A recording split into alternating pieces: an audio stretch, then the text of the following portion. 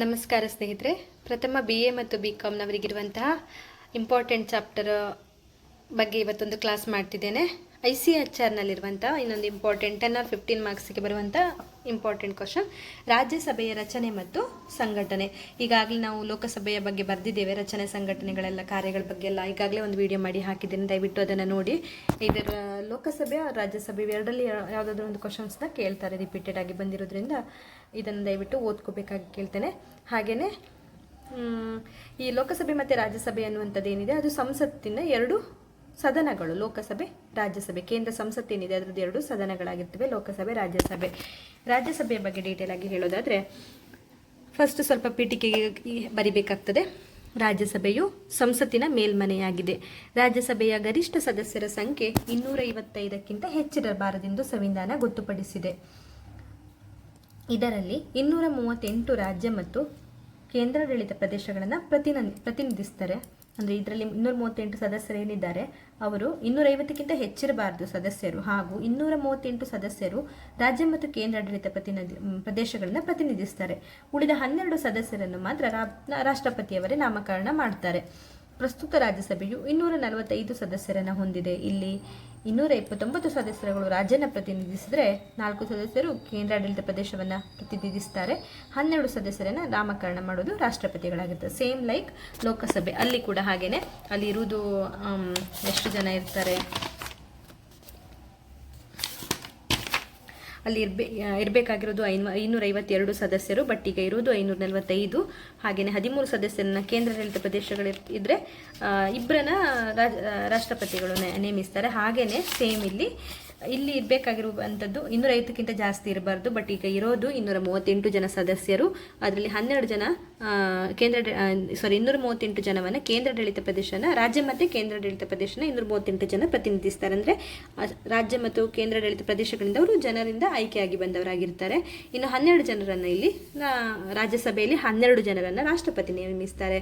ಅಲ್ಲಿ ಲೋಕಸಭೆಯಲ್ಲಿ 2 ಆಂಗ್ಲೋ ಇಂಡಿಯನ್ನ ಮಾತ್ರ ರಾಷ್ಟ್ರಪತಿಯವರು ನೇಮಿಸ್ತಾರೆ. ಸೊ ಕನ್ಫ್ಯೂಸ್ ಮಾಡ್ಕೋಬೇಡಿ.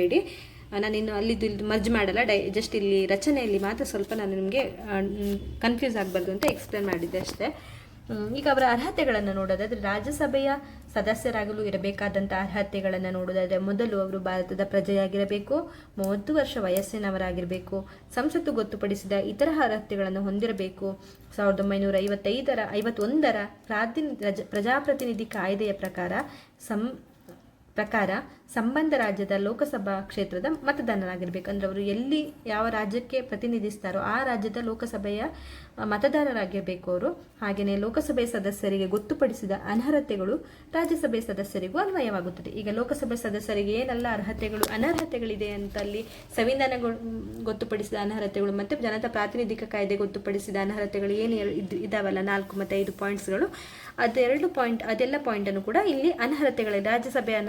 ರಾಜ್ಯಸಭೆಯ ಸದಸ್ಯರಿಗೂ ಕೂಡ ಅದೇ ಅನರ್ಹತೆಗಳು ಇರುವಂತಹದ್ದೇ, ಹಾಗಾಗಿ ಅದನ್ನು ಇಲ್ಲಿ ಬರಿಬೇಕಾಗ್ತದೆ. ಬಟ್ ಅರ್ಹತೆಗಳು ಮಾತ್ರ 4 ಪಾಯಿಂಟ್ಸ್ ಏನಿದೆ ಇದು ಬರಿಬೇಕು. ಭಾರತದ ಪ್ರಜೆಗಳಾಗಿರಬೇಕು, 31 ವರ್ಷ ವಯಸ್ಸಾಗಿರಬೇಕು, ಸಂಸತ್ತು ಗೊತ್ತುಪಡಿಸಿದ ಅರ್ಹತೆಗಳನ್ನು ಹೊಂದಿರಬೇಕು, 1951ರ ಪ್ರಜಾಪ್ರತಿನಿಧಿ ಕಾಯ್ದೆಯ ಪ್ರಕಾರ ಸಂಬಂಧ ರಾಜ್ಯದ ಲೋಕಸಭಾ ಕ್ಷೇತ್ರದ ಮತದಾರರಾಗಿರಬೇಕು. ಹಾಗೆಯೇ ಅನರ್ಹತೆಗಳು ಮಾತ್ರ ಏನು ಲೋಕಸಭೆಗೆ ಬರೆದಿರ್ತೀರೋ ಅದನ್ನೇ ಇಲ್ಲಿ ಬರಿಬೇಕಾಗ್ತದೆ. ಮತ್ತು ರಾಜ್ಯಸಭೆಯ ಚುನಾವಣೆ ಹೇಗೆ ಮಾಡ್ತಾರೆ, ವಿಧಾನಗಳು ಹೇಗೆ ಅಂತ ನೋಡೋದಾದರೆ, ರಾಜ್ಯಸಭೆಯ ಸದಸ್ಯರನ್ನು ವಿಧಾನಸಭೆಗಳ ಸದಸ್ಯರು ಚುನಾಯಿಸುತ್ತಾರೆ. ರಾಜ್ಯಸಭೆಯಲ್ಲಿ ರಾಜ್ಯಗಳ ಪ್ರಾತಿನಿಧ್ಯ ಆಯಾ ರಾಜ್ಯಗಳ ಜನಸಂಖ್ಯೆಗೆ ಅನುಗುಣವಾಗಿರುವುದರಿಂದ ರಾಜ್ಯದಿಂದ ರಾಜ್ಯಕ್ಕೆ ಭಿನ್ನವಾಗಿರ್ತದೆ. ರಾಜ್ಯಗಳಲ್ಲಿ ಜನಸಂಖ್ಯೆ ಹೇಗೆ ಇರ್ತದೆ ಅದರ ಪ್ರಕಾರ ರಾಜ್ಯದಿಂದ ರಾಜ್ಯಕ್ಕೆ ಪ್ರತಿನಿಧಿಗಳ ಸಂಖ್ಯೆ ಕೂಡ ವೇರಿ ಆಗಿರುತ್ತದೆ. ಕೇಂದ್ರಾಡಳಿತ ಪ್ರದೇಶಗಳ ಪ್ರತಿನಿಧಿಗಳನ್ನು ಸಂಸತ್ ಸೂಚಿಸಿದ ರೀತಿಯಲ್ಲಿ ಚುನಾಯಿಸಲಾಗುವುದು. 7 ಕೇಂದ್ರಾಡಳಿತ ಪೈಕಿ 2 ಕೇಂದ್ರಾಡಳಿತ ಪ್ರದೇಶಗಳಿಗೆ ಮಾತ್ರ ರಾಜ್ಯಸಭೆಯಲ್ಲಿ ಪ್ರಾತಿನಿಧ್ಯ ಕೊಡಲಾಗಿದೆ. ನಮಗೆ 7 ಕೇಂದ್ರಾಡಳಿತ ಪ್ರದೇಶಗಳಿವೆ, ಅದರಲ್ಲಿ ಕೇಂದ್ರಾಡಳಿತ 2 ಪ್ರದೇಶಗಳನ್ನು ಮಾತ್ರ 2 ಕೇಂದ್ರಾಡಳಿತ ಪ್ರದೇಶಗಳಿಗೆ ಮಾತ್ರ ರಾಜ್ಯಸಭೆಯಲ್ಲಿ ಪ್ರಾತಿನಿಧ್ಯ ಕೊಡಲಾಗಿದೆ. ಅದು ಯಾವುದಂದ್ರೆ ಒಂದು ದೆಹಲಿ ಮತ್ತು ಪಾಂಡಿಚೇರಿ. ಉಳಿದ 5 ಕೇಂದ್ರಾಡಳಿತ ಪ್ರದೇಶಗಳ ಜನಸಂಖ್ಯೆ ಅತ್ಯಂತ ಕಡಿಮೆಯಾಗಿರುವುದರಿಂದ ಅವುಗಳಿಗೆ ರಾಜ್ಯಸಭೆಯಲ್ಲಿ ಪ್ರಾತಿನಿಧ್ಯವಿಲ್ಲ. ಅಂದರೆ ದೆಹಲಿ ಮತ್ತು ಪಾಂಡಿಚೇರಿಯಲ್ಲಿ ಜನಸಂಖ್ಯೆ ಜಾಸ್ತಿ ಇರುವುದರಿಂದ ಅವರಿಗೆ ಮಾನ್ಯತೆ ಕೊಡಲಾಗಿದೆ ರಾಜ್ಯಸಭೆಯಲ್ಲಿ. ಬಟ್ ಉಳಿದ 5 ಪ್ರದೇಶಗಳಲ್ಲಿರುವಂಥ ಜನಸಂಖ್ಯೆ ಕಡಿಮೆ ಇರುವ ಕಾರಣಕ್ಕೆ ರಾಜ್ಯಸಭೆಯಲ್ಲಿ ಅವರಿಗೆ ಪ್ರಾತಿನಿಧ್ಯ ಇಲ್ಲ ಅಷ್ಟೇ. 12 ಸದಸ್ಯರನ್ನು ರಾಷ್ಟ್ರಪತಿಯವರು, ಅಂದರೆ ಇನ್ನು ಇದರಲ್ಲಿ 12 ಜನರನ್ನು ರಾಷ್ಟ್ರಪತಿಗಳು ಆಯ್ಕೆ ಮಾಡಬೇಕು. ಅವರನ್ನು ರಾಷ್ಟ್ರಪತಿಗಳು ಯಾವ ಥರ ಆಯ್ಕೆ ಮಾಡ್ತಾರೆ ಅಂದರೆ, ಸಾಹಿತ್ಯ, ಕಲೆ, ವಿಜ್ಞಾನ, ಸಮಾಜ ಸೇವೆ ಮುಂತಾದ ಕ್ಷೇತ್ರಗಳಲ್ಲಿ ವಿಶೇಷ ಜ್ಞಾನ ಅಥವಾ ಅನುಭವ ಪಡೆದವರನ್ನು ಮಾತ್ರ ರಾಷ್ಟ್ರಪತಿಯವರು ನಾಮಕರಣ ಮಾಡ್ತಾರೆ. ಇನ್ನು ಲೋಕಸಭೆಯ ಅಧಿಕಾರಾವಧಿ ಯಾವ ಥರ ಅಂದರೆ, ರಾಜ್ಯಸಭೆಯ ಅಧಿಕಾರಾವಧಿ ಯಾವ ಥರ ಅಂದರೆ, ರಾಜ್ಯಸಭೆಯು ಶಾಶ್ವತ ಸದನವಾಗಿದೆ, ಇದನ್ನು ವಿಸರ್ಜಿಸುವಂತಿಲ್ಲ. ಸಂವಿಧಾನವು ರಾಜ್ಯಸಭೆಯ ಸದಸ್ಯರ ಅಧಿಕಾರಾವಧಿಯನ್ನು ಗೊತ್ತುಪಡಿಸಿಲ್ಲ. ಅವರ ಅವಧಿಯನ್ನು ನಿರ್ಧರಿಸುವ ಅಧಿಕಾರ ಸಂಸತ್ತು ಹೊಂದಿದೆ. ಆ ಪ್ರಕಾರ ಸಂಸತ್ತು 1951ರ ಜನತಾ ಪ್ರಾತಿನಿಧ್ಯ ಕಾಯ್ದೆಯ ಮೂಲಕ ರಾಜ್ಯಸಭೆಯ ಅಧಿಕಾರಾವಧಿಯನ್ನು 6 ವರ್ಷಕ್ಕೆ ಗೊತ್ತುಪಡಿಸಿದೆ. ಅಂದರೆ ಅವರಿಗೆ ನಿರ್ದಿಷ್ಟವಾಗಿ ಅಧಿಕಾರಾವಧಿ ಇಲ್ಲದೆ ಪ್ರಾತಿನಿಧ್ಯ ಕಾಯ್ದೆ ಏನಿದೆ, ಜನತಾ ಪ್ರಾತಿನಿಧ್ಯ ಕಾಯ್ದೆ ಪ್ರಕಾರ ಅವರಿಗೆ 6 ವರ್ಷಕ್ಕೆ ಅಧಿಕಾರಾವಧಿ ಅಂತ ಗೊತ್ತುಪಡಿಸಲಾಗಿದೆ. ಹೀಗಾಗಿ ರಾಜ್ಯಸಭೆಗೆ ಚುನಾಯಿತರಾದ ಸದಸ್ಯರು 6 ವರ್ಷಗಳವರೆಗೆ ಸದಸ್ಯರಾಗಿರುತ್ತಾರೆ. ಆದರೆ 1/3 2 ವರ್ಷಕ್ಕೊಮ್ಮೆ ನಿವೃತ್ತರಾಗುತ್ತಾರೆ. ಅವರ ಸ್ಥಾನಗಳಿಗೆ 1/3 ಸದಸ್ಯರು ಆಯ್ಕೆಯಾಗುತ್ತಾರೆ. 2 ವರ್ಷಗಳಿಗೊಮ್ಮೆ ನಿವೃತ್ತರಾಗ್ತಾರೆ ಮತ್ತು ಅವರ ಸ್ಥಾನಗಳಿಗೆ ಮತ್ತೆ ಮರು ಆಯ್ಕೆ ಮಾಡ್ತಾ ಇರ್ತಾರೆ ಅಂತ ಹೇಳಲಾಗಿದೆ. ಇದೆಲ್ಲವೂ ಜನತಾ ಪ್ರಾತಿನಿಧ್ಯ ಕಾಯ್ದೆಯ ಪ್ರಕಾರ. ಇನ್ನು ಅಧ್ಯಕ್ಷ ಅಧಿಕಾರಿಗಳು, ಇಲ್ಲಿ ರಾಜ್ಯಸಭೆಯ ಅಧ್ಯಕ್ಷ ಅಧಿಕಾರಿಗಳು ಹೇಗೆ ಅಂದರೆ, ಭಾರತದ ಉಪರಾಷ್ಟ್ರಪತಿಯು ರಾಜ್ಯಸಭೆಯ ಪದನಿಮಿತ್ತ ಅಧ್ಯಕ್ಷರಾಗಿರ್ತಾರೆ. ಅಂದರೆ ಭಾರತದ ಉಪರಾಷ್ಟ್ರಪತಿ ಏನಿರ್ತಾರೆ ಅವರೇ ಇಲ್ಲಿ ರಾಜ್ಯಸಭೆಯ ಪದನಿಮಿತ್ತ ಅಧ್ಯಕ್ಷರಾಗಿರ್ತಾರೆ. ಆದರೆ ಇವರು ರಾಜ್ಯಸಭೆಯ ಸದಸ್ಯರಾಗಿರುವುದರಿಂದ ರಾಜ್ಯಸಭೆಯ ಕಾರ್ಯಕಲಾಪಗಳನ್ನು ನಿರ್ವಹಿಸುವಾಗ ಇವರು ಲೋಕಸಭೆಯ ಸ್ಪೀಕರ್ ಅಧಿಕಾರಗಳನ್ನು ಮತ್ತು ಕಾರ್ಯಗಳನ್ನು ಚಲಾಯಿಸ್ತಾರೆ. ರಾಜ್ಯಸಭೆ ಕಾರ್ಯಕಲಾಪಗಳೇನಾಗ್ತವೆ ಆವಾಗ ಲೋಕಸಭೆ ಸ್ಪೀಕರ್ ಏನೇನು ಅಧಿಕಾರಗಳನ್ನು ಮಾಡ್ತಾರೆ ಅದೇ ಕೆಲಸಗಳು ಅವರು ಇಲ್ಲಿ ಮಾಡಬೇಕಾಗ್ತದೆ. ಆದರೆ ಸ್ಪೀಕರ್ ಅವರಿಗೆ 2 ವಿಶೇಷ ಅಧಿಕಾರಗಳಿವೆ ರಾಜ್ಯ ಸಭೆಯಲ್ಲಿ. ಅವುಗಳೆಂದರೆ, ಒಂದು ಯಾವುದೇ ಒಂದು ಮಸೂದೆ ಹಣಕಾಸಿನ ಮಸೂದೆಯೇ ಅಥವಾ ಸಾಮಾನ್ಯ ಮಸೂದೆಯೇ ಎಂದು ತೀರ್ಮಾನಿಸುವ ಅಧಿಕಾರ ಸ್ಪೀಕರಿಗಿದೆ ರಾಜ್ಯಸಭೆಯಲ್ಲಿ. ಮತ್ತೆ ಲೋಕಸಭೆಯ ಸ್ಪೀಕರ್ನು ಉಭಯ ಸದನಗಳ ಜಂಟಿ ಅಧಿವೇಶನದ ಅಧ್ಯಕ್ಷವನ್ನು ವಹಿಸುತ್ತಾನೆ. ಈ 2 ಅಧಿಕಾರಗಳು ರಾಜ್ಯಸಭೆಯ ಅಧ್ಯಕ್ಷರಿಗೆ ಇಲ್ಲ. ಲೋಕಸಭೆ ಸ್ಪೀಕರಿಗೆ ಇರುವಂತಹ 2 ಏನು ಸ್ಪೆಷಲ್ ಅಧಿಕಾರ ಇದೆ ಅವು 2 ಕೂಡ ಇಲ್ಲಿ ರಾಜ್ಯಸಭೆಯ ಸ್ಪೀಕರ್ಗೆ ಇಲ್ಲ. ಯಾಕಂದ್ರೆ ಅಲ್ಲಿ ಮಸೂದೆಗಳನ್ನು ಮಂಡನೆ ಮಾಡಬೇಕಾದ್ರೆ ಸ್ಪೀಕರ್ದ ಪರ್ಮಿಷನ್ ಬೇಕು. ಅವರೇ ಹೇಳಬೇಕು ಇದು ಮಸೂದೆಯ ಅಲ್ವಾ ಅಂತ ಅವರೇ ಪರಿಷ್ಕರಿಸಬೇಕು ಅಂತ ನೋಡಬೇಕು. ಆ ಅಧಿಕಾರ ಇಲ್ಲಿ ರಾಜ್ಯಸಭೆಯ ಸ್ಪೀಕರ್ಗೆ ಇರುವುದಿಲ್ಲ. ಹಾಗೆಯೇ ಲೋಕಸಭೆಯ ಸ್ಪೀಕರ್ ಏನಿರ್ತಾರೆ ಅವರು ಉಭಯ ಸದನಗಳ ಜಂಟಿ ಅಧಿವೇಶನದ ಅಧ್ಯಕ್ಷತೆಯನ್ನು ವಹಿಸ್ತಾರೆ. ಆದರೆ ಇಲ್ಲಿ ಆ ಅಧಿಕಾರ ರಾಜ್ಯಸಭೆಯ ಸ್ಪೀಕರಿಗೆ ಅಧಿಕಾರ ಇರುವುದಿಲ್ಲ. ಸ್ಪೀಕರ್ಗಿರುವಂತೆ ರಾಜ್ಯಸಭೆಯ ಅಧ್ಯಕ್ಷರಿಗೆ ನಿರ್ಣಾಯಕ ಮತ ಚಲಾಯಿಸುವ ಅಧಿಕಾರವಿದೆ. ಲೋಕಸಭೆಯಲ್ಲಿ ನಿರ್ಣಾಯಕ ಮತ 2 ಮತಗಳು ಸೇಮ್ ಬಂದಾಗ ನಿರ್ಣಾಯಕ ಮತ ಸ್ಪೀಕರ್ ಮಾಡುವ ಅಧಿಕಾರ ಇರ್ತದೆ ಲೋಕಸಭೆಯಲ್ಲಿ. ಸೇಮ್ ಅಧಿಕಾರ ಇಲ್ಲಿ ರಾಜ್ಯಸಭೆಯಲ್ಲಿ ಕೂಡ ಸ್ಪೀಕರಿಗೆ ನಿರ್ಣಾಯಕ ಮತದಾನ ನೀಡುವಂಥ ಅಧಿಕಾರ ಕೂಡ ಇಲ್ಲಿ ಇರ್ತದೆ. ಹಾಗೆಯೇ ರಾಜ್ಯಸಭೆಯ ಅಧ್ಯಕ್ಷರ ಗೈರು ಹಾಜರಿಯಲ್ಲಿ ಉಪಾಧ್ಯಕ್ಷರು ರಾಜ್ಯಸಭೆ ಅಧ್ಯಕ್ಷತೆ ವಹಿಸಿ ಸಭೆಯ ಕಾರ್ಯಕಲಾಪಗಳನ್ನು ನಿರ್ವಹಿಸುತ್ತಾರೆ. ರಾಜ್ಯಸಭೆಯ ಉಪಾಧ್ಯಕ್ಷರನ್ನು ರಾಜ್ಯಸಭೆಯ ಸದಸ್ಯರೇ ತಮ್ಮೊಳಗೆ ಚುನಾಯಿಸುತ್ತಾರೆ. ಅಂದರೆ ಇಲ್ಲಿ ಏನು ಉಪರಾಷ್ಟ್ರಪತಿ ಸ್ಪೀಕರ್ ಆಗಿರ್ತಾರೆ ಅವರು ಇಲ್ಲದಂಥ ಸಂದರ್ಭದಲ್ಲಿ ಅಲ್ಲಿ ಕಾರ್ಯಕಲಾಪಗಳನ್ನು ಮಾಡಲಿಕ್ಕೆ ಇನ್ನೊಬ್ಬರು ರಾಜ್ಯಸಭಾ ಅಧ್ಯಕ್ಷ ಏನಿರ್ತಾರೆ ಅವರು ಗೈರು ಹಾಜರಾಗ್ತಾರಲ್ಲ ಅಂತ ಸಂದರ್ಭದಲ್ಲಿ ಅವರಿಲ್ಲದಂಥ ಸಂದರ್ಭದಲ್ಲಿ ಉಪಾಧ್ಯಕ್ಷರನ್ನ ಕೂಡ ಅಲ್ಲಿ ರಾಜ್ಯಸಭೆ ಸದಸ್ಯರು ಏನಿದ್ದಾರೆ ಅವರೇ ಆಯ್ಕೆ ಮಾಡ್ತಾರೆ. ತಮ್ಮೊಳಗೆ ಚರ್ಚಿಸಿ ಒಬ್ಬರನ್ನ ಆಯ್ಕೆ ಮಾಡ್ತಾರೆ.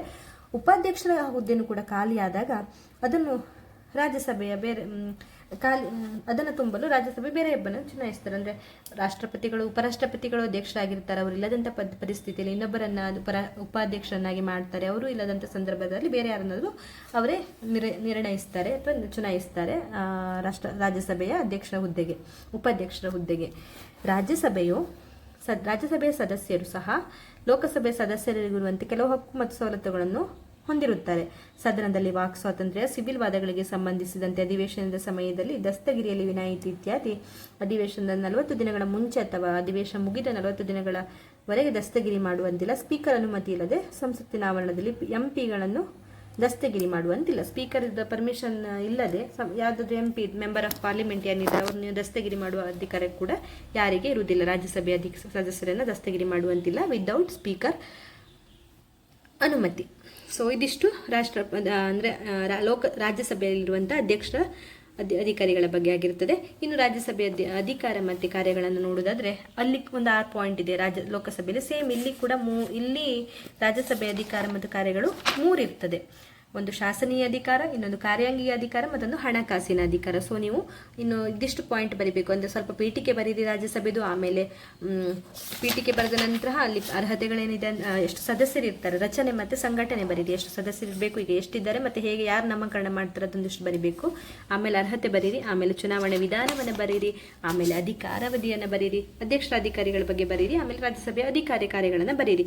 ಇದು ನೀವು ಪಾಯಿಂಟ್ಸ್ ಆಗಿ ಬರೀಬೇಕು. ಮತ್ತು ತುಂಬ ಎಕ್ಸ್ಪ್ಲೇನ್ ಮಾಡ್ತಾ ಹೋಗಿ, ಈಸಿ ಆಗ್ತದೆ. ಬರೀರಿವಾಗ ನಿಮಗೆ ಫಸ್ಟ್ ಫುಲ್ ಒಟ್ಟು ಓದ್ಕೊಂಡ್ಬಿಟ್ಟು ನಿಮಗೆ ಕಷ್ಟ ಆಗ್ತದೆ ಎಲ್ಲಿ ಹೇಗೆ ಎಂತ ಬರೀಬೇಕು ಅಂತ. ಸೊ ಒಂದು ರಾಜ್ಯಸಭೆ ಅಥವಾ ಲೋಕಸಭೆ ಬಂದಾಗ ಫಸ್ಟ್ ಏನು, ಓಕೆ, ಸದಸ್ಯರಿಗಿರಬೇಕಾದ ಅರ್ಹತೆಗಳು ಬೇಕು, ಚುನಾವಣೆ ವಿಧಾನ ಹೇಗೆ ಅಂತ ಬೇಕು, ಆಮೇಲೆ ಅವರ ಅಧಿಕಾರ ಏನು ಬೇಕು, ಅರ್ಹತೆಗಳೇನು ಬೇಕು. ಫಸ್ಟಿಗೆ ಎಲ್ಲದಕ್ಕೂ ಮೊದಲು ನೀವು ಅದ್ರದ್ದು ಸಂಘಟನೆ ಬಗ್ಗೆ ಬರಿಬೇಕು. ಸ್ವಲ್ಪ ಪೀಠಿಕೆಗಳನ್ನ ಬರಿಬೇಕಾಗ್ತದೆ ಲೋಕಸಭೆ ಮತ್ತು ರಾಜ್ಯಸಭೆ. ಆಮೇಲೆ ಅಧಿಕಾರ ಅಥವಾ ಕಾರ್ಯಗಳನ್ನು ಬರಿಬೇಕಾಗ್ತದೆ. ಸೊ ಅಧಿಕಾರ ಕಾರ್ಯಗಳು ಬರೆಯುವಾಗ ಫಸ್ಟ್ ಪಾಯಿಂಟನ್ನೇ ಬರೀರಿ.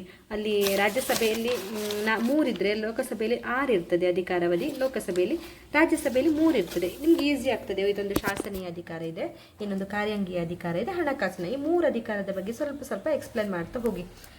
ನಿಮಗೆ ಸಮಯ ಇದ್ರೆ ಸ್ವಲ್ಪ ಜಾಸ್ತಿ ಅದರ ಬಗ್ಗೆ ಓದ್ಕೊಂಡು ಬ್ರೀಫ್ ಆಗಿ ಎಕ್ಸ್ಪ್ಲೇನ್ ಮಾಡ್ಕೊಂಡು ಕೂಡ ಹೋಗ್ಬೋದು.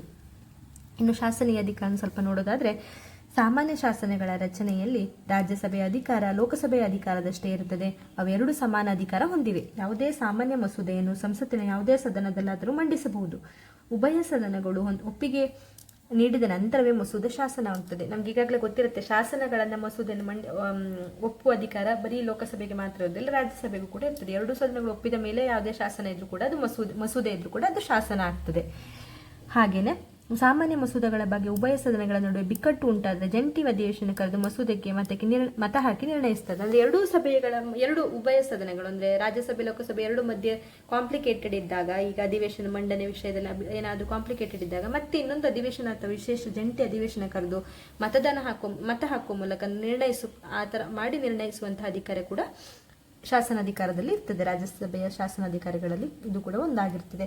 ಲೋಕಸಭೆಯಿಂದ ಬಂದ ಮಸೂದೆಗಳಿಗೆ ರಾಜ್ಯಸಭೆ ತಿದ್ದುಪಡಿಯನ್ನು ಸೂಚಿಸಬಹುದು, ಇಲ್ಲವೇ ತಿರಸ್ಕರಿಸಬಹುದು. ರಾಜ್ಯಸಭೆಯ ಮಸೂದೆಯನ್ನು ತಾನು ಇಚ್ಛಿಸಿದಲ್ಲಿ 6 ತಿಂಗಳವರೆಗೆ ಕೂಡ ತಡೆ ಹಿಡಿಯಬಹುದು. ಅಂದ್ರೆ ಇದು ಕೂಡ ಒಂದು ಅಧಿಕಾರ. ಲೋಕಸಭೆ ಏನು ಮಸೂದೆಗಳನ್ನು ನೀಡಿದೆ ಅದನ್ನು ಒಪ್ಪಲೇಬೇಕಂತ ಇಲ್ಲ ರಾಜ್ಯಸಭೆ. ತಪ್ಪಿದ್ದಲ್ಲಿ ತಿದ್ದುಪಡಿ ಒಪ್ಕೋಬಹುದು, ತಪ್ಪಿದ್ರೆ ತಿರಸ್ಕರಿಸಬಹುದು ಅಥವಾ ಮುಂದೂಡಬಹುದು, 6 ತಿಂಗಳವರೆಗೆ ತಡೆ ಹಿಡಿಬಹುದು. ಇದೆಲ್ಲವೂ ಕೂಡ ರಾಜ್ಯಸಭೆ ಅಧಿಕಾರ ಆಗ್ತದೆ.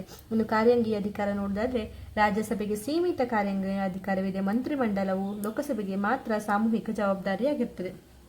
ಆದ್ದರಿಂದ ರಾಜ್ಯಸಭೆಗೆ ಮಂತ್ರಿಮಂಡಲದಲ್ಲಿ ಅವಿಶ್ವಾಸ ವ್ಯಕ್ತಪಡಿಸಿ ಅದನ್ನು ವಜಾ ಮಾಡುವ ಅಧಿಕಾರ ಇಲ್ಲ. ಮಂತ್ರಿಮಂಡಲವು ಲೋಕಸಭೆಯ ವಿಶ್ವಾಸವನ್ನು ಹೊಂದಿರುವವರೆಗೂ ಅಧಿಕಾರವಿರುತ್ತದೆ. ಆದರೆ ರಾಜ್ಯಸಭೆಯು ಸರ್ಕಾರದ ನೀತಿಯನ್ನು ಚರ್ಚಿಸಬಹುದು ಹಾಗೂ ಮಂತ್ರಿಗಳಿಂದ ಪ್ರಶ್ನೆಗಳ ಮೂಲಕ ತಮಗೆ ಬೇಕಾದ ಮಾಹಿತಿಯನ್ನು ಪಡೆಯುವ ಅಧಿಕಾರ ಇದೆ. ಇದಿಷ್ಟನ್ನು ಇಲ್ಲಿ ಬರೀಬಹುದು. ಹೀಗೆ ರಾಜ್ಯಸಭೆಗೆ ಕಾರ್ಯಾಂಗದ ಮೇಲೆ ಹತೋಟಿ ಸ್ವಲ್ಪ ಇರುವುದು. ಕಾರ್ಯಾಂಗದ ಮೇಲೆ ಏನು ಅಧಿಕಾರ ಇದೆ ಅದು ಅಧಿಕಾರ ಸ್ವಲ್ಪ ರಾಜ್ಯಸಭೆಗೆ ಕಾರ್ಯಾಂಗದ ಮೇಲೆ ಅಧಿಕಾರ ಜಾಸ್ತಿ ಇಲ್ಲ. ಲೋಕಸಭೆಗೆ ಕಂಪೇರ್ ಮಾಡಿದ್ರೆ ರಾಜ್ಯಸಭೆಗೆ ಕಾರ್ಯಾಂಗೀಯ ಅಧಿಕಾರ ಸ್ವಲ್ಪ ಕಡಿಮೆ ಇರುವಂತಹದ್ದು. ಇನ್ನು ಹಣಕಾಸಿನ ಅಧಿಕಾರ ನೋಡಿದ್ರೆ, ಹಣಕಾಸಿನ ವಿಷಯದಲ್ಲಿ ರಾಜ್ಯಸಭೆಗೆ ಲೋಕಸಭೆಗಿಂತಲೂ ಕಡಿಮೆ ಅಧಿಕಾರವಿದೆ. ಲೋಕಸಭೆಯಷ್ಟು ಅಧಿಕಾರ ರಾಜ್ಯಸಭೆಗೆ ಇರುವುದಿಲ್ಲ. ಹಣಕಾಸಿನ ಮಸೂದೆಯನ್ನು ಲೋಕಸಭೆಯಲ್ಲಿ ಮಂಡಿಸಬೇಕು, ರಾಜ್ಯಸಭೆಯಲ್ಲಿ ಮಂಡಿಸುವಂತಿಲ್ಲ. ರಾಜ್ಯಸಭೆಗೆ ಆ ಅಧಿಕಾರವಿಲ್ಲ. ಹಣಕಾಸಿನ ಮಸೂದೆ ಲೋಕಸಭೆಯಲ್ಲಿ ಪಾಸಾದ ನಂತರ ರಾಜ್ಯಸಭೆಗೆ ಕಳಿಸಬೇಕು. ರಾಜ್ಯಸಭೆಯು 14 ದಿನಗಳೊಳಗಾಗಿ ತನ್ನ ಅನುಮೋದನೆ ಅಥವಾ ತಿದ್ದುಪಡಿಗಳೊಡನೆ ಲೋಕಸಭೆಗೆ ಕಳುಹಿಸಬೇಕು. ರಾಜ್ಯಸಭೆ ಸೂಚಿಸಿದ ತಿದ್ದುಪಡಿಯನ್ನು ಲೋಕಸಭೆ ಒಪ್ಪಬಹುದು, ಇಲ್ಲವೇ ತಿರಸ್ಕರಿಸಬಹುದು. 14 ದಿನಗಳೊಳಗಾಗಿ ರಾಜ್ಯಸಭೆ ಮಸೂದೆಯನ್ನು ಲೋಕಸಭೆಗೆ ಹಿಂದಿರುಗಿಸದಿದ್ದಲ್ಲಿ ಆ ಮಸೂದೆಯನ್ನು ಲೋಕಸಭೆಯು 2 ಸದನಗಳಿಂದ ಒಪ್ಪಿಗೆ ಪಡೆದಿದೆ ಎಂದು ಕೂಡ ಪರಿಗಣಿಸುತ್ತದೆ. ಇನ್ ಕೇಸ್ ಅವ್ರು ಕಳಿಸಿರುವಂತಹ ಮಸೂದೆಯನ್ನ ರಾಜ್ಯಸಭೆ ನೋಡಿಕೊಂಡು ಅದಕ್ಕೆ ಕರೆಕ್ಟ್ ಆದ ರೆಸ್ಪಾನ್ಸ್ ಮಾಡಿಲ್ಲ ಅಂದ್ರೆ, 10 ದಿನಗಳ ಒಳಗಡೆ 14 ದಿನಗಳ ಒಳಗೆ ರೆಸ್ಪಾನ್ಸ್ ಮಾಡಿಲ್ಲ ಅಂದ್ರೆ ಇವರು ಕಳಿಸಿರುವ ಮಸೂದೆ ಒಪ್ಪಿಗೆ ಆಗಿದೆ ಅಂತ ಕೂಡ ಪರಿಗಣಿಸಬಹುದು ಲೋಕಸಭೆ. ರಾಜ್ಯಸಭೆಯ ಹಣಕಾಸಿನ ಮಸೂದೆಯನ್ನು ಕೇವಲ 14 ದಿನಗಳವರೆಗೆ ತಡೆ ಹಿಡಿಯಬಹುದು. ಹಣಕಾಸಿನ ಮಸೂದೆಯ ವಿಷಯದಲ್ಲಿ ಉಭಯ ಸದನಗಳ ನಡುವೆ ಒಮ್ಮತ ಬರೆದಿದ್ದಾಗ ಜಂಟಿ ಅಧಿವೇಶನ ಕರೆಯುವ ಅವಕಾಶ ಇರುವುದಿಲ್ಲ. ಹಣಕಾಸಿನ ಮಸೂದೆ ವಿಷಯದಲ್ಲಿ ಒಮ್ಮತ ಇಲ್ಲದಿದ್ದರೆ ಜಂಟಿ ಅಧಿವೇಶನವನ್ನು ಕರೆಯುವ ಅಧಿಕಾರ ಇಲ್ಲ. ಅದೇ ಶಾಸನೀಯ ಅಧಿಕಾರಗಳಲ್ಲಿ ಒಮ್ಮತ ಇಲ್ಲದಿದ್ದ ಪಕ್ಷದಲ್ಲಿ ಜಂಟಿ ಅಧಿವೇಶನ ಕರೆದು ಮತ ಹಾಕುವ ಮೂಲಕ ನಿರ್ಣಯಿಸಬಹುದು. ಬಟ್ ಹಣಕಾಸಿನ ವಿಷಯದಲ್ಲಿ ಹಾಗೆ ಜಂಟಿ ಅಧಿವೇಶನ ನಡೆಸುವಂಥ ಅಧಿಕಾರ ಎಲ್ಲ ಇರುವುದಿಲ್ಲ. ಹೀಗೆ ಹಣಕಾಸಿನ ವಿಷಯದಲ್ಲಿ ರಾಜ್ಯಸಭೆಗೆ ನಿಯಂತ್ರಣ ಸ್ವಲ್ಪ ಕಡಿಮೆ ಇದೆ. ಇದಿಷ್ಟು ರಾಜ್ಯಸಭೆಯ ಅಧಿಕಾರ ಮತ್ತು ಕಾರ್ಯಗಳಾಗಿವೆ. ಸೊ ನೀವು ಪಾಯಿಂಟ್ ವೈಸ್ ಬರ್ಕೊಂಡ್ರು ಬರ್ಕೋಬಹುದು, ಇಲ್ಲ ನೀವು ಒಂದ್ಸಲ ಬುಕ್ ಓದ್ಕೊಳ್ಳಿ. ನಿಮಗೆ ಶಾಸನ ಅಧಿಕಾರ, ಕಾರ್ಯ ಅಂದರೆ ಕಾರ್ಯಗಳೇನು ಒಂದು ರಾಜ್ಯಸಭೆದು, ಹಾಗೆ ಹಣಕಾಸಿನ ಅಧಿಕಾರ ಸ್ವಲ್ಪ ಒಂಚೂರು ಓದ್ಕೊಂಡ್ರೆ ಬರೀಲಿಕ್ಕೆ ಅಷ್ಟೇನು ಕಷ್ಟ ಆಗಲ್ಲ. ಹಾಗೆಯೇ ಈ ವಿಡಿಯೋ ನಿಮಗೆ ಸ್ವಲ್ಪ ಆದರೂ ಓದ್ಕೊಳ್ಳಿಕ್ಕೆ ಹೆಲ್ಪ್ ಆಗ್ತದೆ ಅಂದ್ಕೊಳ್ತಾ ಈ ವಿಡಿಯೋನ ನಾನು ಇಲ್ಲಿಗೆ ಮುಗಿಸ್ತಾ ಇದ್ದೇನೆ. ದಯವಿಟ್ಟು ಏನಾದರೂ ನಿಮಗೆ ಡೌಟ್ ಇದ್ದಲ್ಲಿ ಈ ವಿಡಿಯೋ ಬಗ್ಗೆ ಕಮೆಂಟ್ ಬಾಕ್ಸಲ್ಲಿ ತಿಳಿಸಿ. ಧನ್ಯವಾದಗಳು ಸ್ನೇಹಿತರೆ.